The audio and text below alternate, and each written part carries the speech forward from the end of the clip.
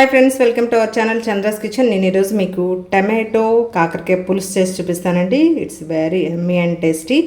ఎందుకు అనంటే మనం ఈ రోజుల్లో ఇప్పుడు చింతపండు అనేది అస్సలు వాడకూడదని ఈవెన్ డాక్టర్స్ చెప్తున్నారండి, మనం కాదు. సో మోకాళ్ళ నొప్పులు లేదంటే బాడీ పెయిన్స్ ఉన్నా కానీ థైరాయిడ్ ఉన్న వాళ్ళు కానీ అస్సలు వాడకూడదని చెప్తున్నారు. కాబట్టి ఆప్షనల్గా చూస్ చేసుకోవాలి కదా. మరి ఇలా టమాటోతో చేశారంటే వావ్ సూపర్ అనాల్సిందే. తప్పకుండా ట్రై చేయండి మీరు కూడా. ఇప్పుడు ప్రిపరేషన్ వీడియోలో చూసేద్దాం. హాయ్ ఫ్రెండ్స్, చూసారా మనం ఈరోజు కాకరకాయ టమాటో గ్రేవీ కర్రీ చేసుకుందామండి. చూసారా 4 టమాటోస్ తీసుకున్నాను నేను. ఆనియన్స్ ఆల్రెడీ చాప్ చేసి పెట్టుకున్నాను ఒక 3 బిగ్ సైజ్ ఆనియన్స్. ఇప్పుడు వీటిని మనము ఫ్రై చేసుకుందాం. ఫస్ట్ బాండి పెట్టుకొని మన ఆయిల్ హీట్ ఎక్కిందండి. దీంట్లో నేను ఏం పోపు గింజలు వేయట్లేదు. ఫస్ట్ కాకరకాయ వేసుకుంటున్నాను. ఎప్పుడైనా ఇలా కాకరకాయ వేసుకుంటే చేదు అనేది అసలు ఉండదండి. మంచి గోల్డెన్ బ్రౌన్ కలర్ వచ్చే వరకు వేయించుకోవాలి. దీనిలో ఉన్న టిప్ అదండి, చేదు లేకుండా ఉండాలి అని అంటే ఈ టమాటో వేసి చేసి కర్రీకి చక్కగా వేగాలి. మొత్తం మిక్స్ చేసేసుకొని మంచిగా ఫ్రై అవ్వడం.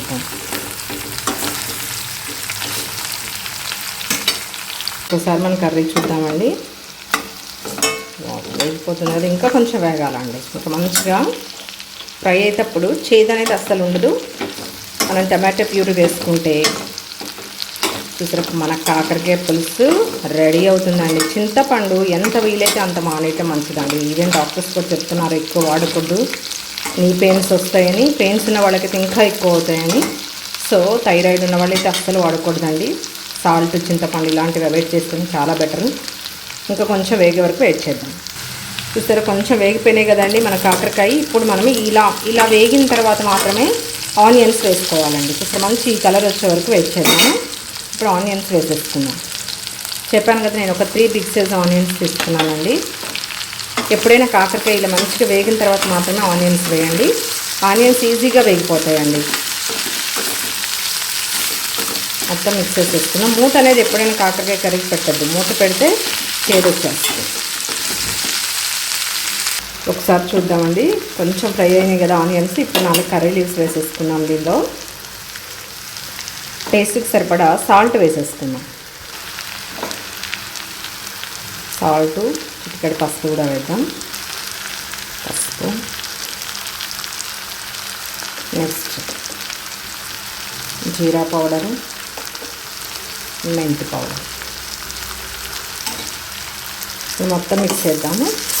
ఎప్పుడైనా మన రోజు రెగ్యులర్ కర్రీస్లో కూడా మీరు జీరా పౌడరు, మెంతి పౌడరు వేసుకున్నారంటే చాలా మంచి హెల్త్ బెనిఫిట్స్ ఉంటాయి. నెక్స్ట్ గట్ హెల్త్ చాలా బాగుంటుంది. మీకు ఎవరికైనా గ్యాస్ట్రిక్ ప్రాబ్లం ఉన్న వాళ్ళు ఇలా వేసుకున్నారంటే 100% తగ్గుతుందండి. నేను ఎక్స్పీరియన్స్గా చెప్తున్నాను. నేను ప్రతిరోజు అన్ని కర్రీస్లో వేస్తానండి, చెప్పాను కదా, ఎక్సెప్ట్ నాన్ వెజ్లో తప్పితే. మెంతి వల్ల మంచి ప్రోటీన్ ఉంటుంది. చాలామందికి తెలియదు అనుకుంటా, మేబీ హెల్త్కి కానీ హెయిర్కి కానీ స్కిన్కి కానీ చాలా బాగుంటుందండి.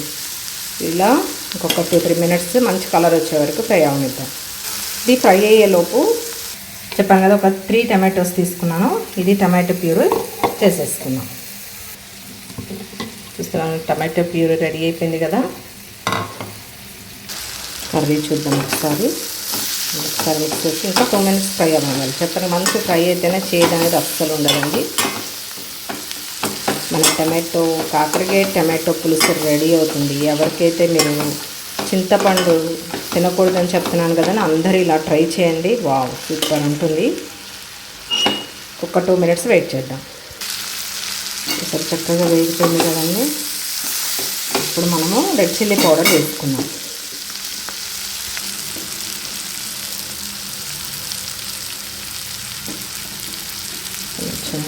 కొంచెం స్పైసీగా ఉంటేనే కర్రీ బాగుంటుంది. ఈ రెడ్ చిల్లీ పౌడర్ కూడా మొత్తం మిక్స్ చేసేసుకున్నాం కర్రీలో. అసలు మొత్తం మిక్స్ చేసేసాం కదండి. ఇప్పుడు ఒక 1 మినిట్ వెయిట్ చేద్దాం. చూసారా 1 మినిట్ అయిపోయింది, చక్కగా వేగిపోయింది కదండి. ఇప్పుడు దీనిలో ఆల్రెడీ టమాటో ప్యూరీ చేసి పెట్టుకున్నాం కదండి, ఇది కూడా వేసుకున్నాం. ఇది వేసి పచ్చి టమాటోస్ వేసాం కదండి, ఇది చక్కగా వేగి ఆయిల్ పైకి వచ్చే వరకు వెయిట్ చేయాలి మనం.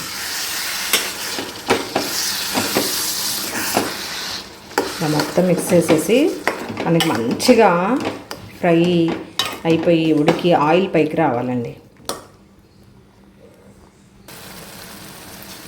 ఒకసారి చూద్దాం కర్రీ. చూసారు చక్కగా ఫ్రై అయిపోయింది కదా. ఇప్పుడు మనము చిన్న బెల్లం ముక్క వేసుకున్నామండి. ఇది ఆప్షనల్, మీకు ఇంట్రెస్ట్ ఉంటే వేసుకోండి, లేదంటే లేదు. ఎందుకంటే మనం పులుసు ఫ్లేవర్ రావాలి అని అంటే చిన్న బెల్లం ముక్క వేసుకుంటే చాలా బాగుంటుందండి. కొంచెం సేపు మనం వాటర్ ఏం అసలు వేసుకోకూడదండి. ఇంకొంతసేపు ఒక 2 minutes బాయిల్ అనిద్దాం, మన పులుసు రెడీ అయిపోతుంది.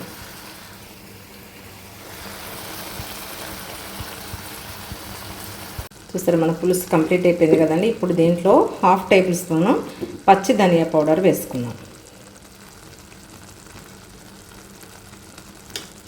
అది కూడా మొత్తము మిక్స్ చేసి ఒక 1 minute ఉండి స్టవ్ ఆఫ్ చేసేసుకున్నాం. చూసారా ఎంత దగ్గరగా పులుసు కర్రీ కూడా నేను ఇలానే చేస్తానండి, మరీ అంత లూజ్గా కాదు.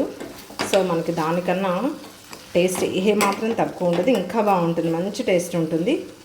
ఒక 1 minute నుండి స్టవ్ ఆఫ్ చేసేద్దాం. సరే మన కర్రీ రెడీ అయిపోయిందండి. ఇప్పుడు మనము స్టవ్ ఆఫ్ చేసేసుకుందాం. చూసారా ఎంత బాగుందో అండి, చక్కగా గ్రేవీగా చాలా బాగుంటుంది. ఈ కలర్ వచ్చే వరకు, కలర్ చేంజ్ అయ్యే వరకు మనం బాయిల్ చేసుకుంటే టమాటోస్ కూడా పర్ఫెక్ట్గా కుక్ అవుతాయండి. చూసారా మీరు కూడా తప్పకుండా ఇలానే ట్రై చేయండి. Thank you friends, thank you for watching my channel. Please like, share, subscribe.